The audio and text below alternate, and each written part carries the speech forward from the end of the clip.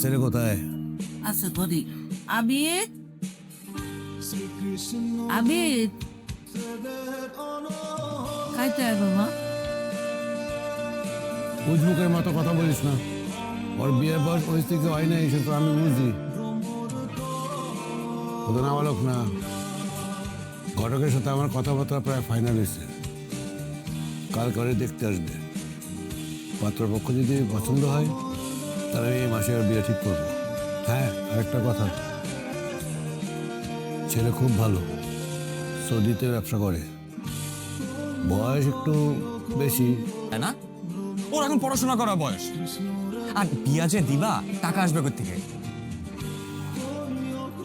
আমার মনে হয় কি জানিস, তোর পড়াশোনা করাই আমি ভুল করছি। ধানি জমি বেচে দিবা মানে?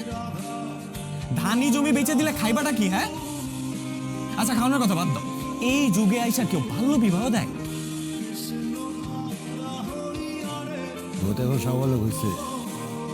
আমার মেয়ে যদি সুখে থাকে, তোর বোন যদি সুখে থাকে, তো সেটা আগে ভাবা উচিত। পাত্রপক্ষ যদি রাজি হয় তাহলে এই মাসে আমার মেয়েকে বিয়ে দেবো, বাস ফাইনাল। থাক বাবা, গ্রামে অনেকটা উৎপাট বাইরে গেছে। কবে তোর বোনের নামে দুর্নাম রটায় দেয়, দেখিয়ে দেয়।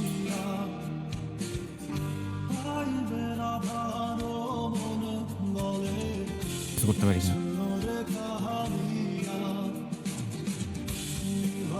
তুমি চলে গেলে আমার কি হবে? হ্যাঁ, তুমি থাকতে পারবে আমাকে ছাড়া? কেন পারবো না? তুমি আমার লাইফের এমন কোনো বড় চ্যাপ্টার না যে তোমার ছাড়া আমি থাকতে পারবো না।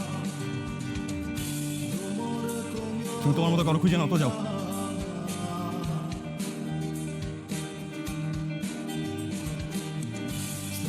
বাড়িতে আমার জন্য এত ভালো ভালো সম্বন্ধ আসতেছে, আমার যদি খোঁজার হতো আমি আগে খুঁজে নিতে পারতাম, বুঝছো? তোমার সাথে আমার যায় না। তোমার পথ দেখো, আমি আমার পথ।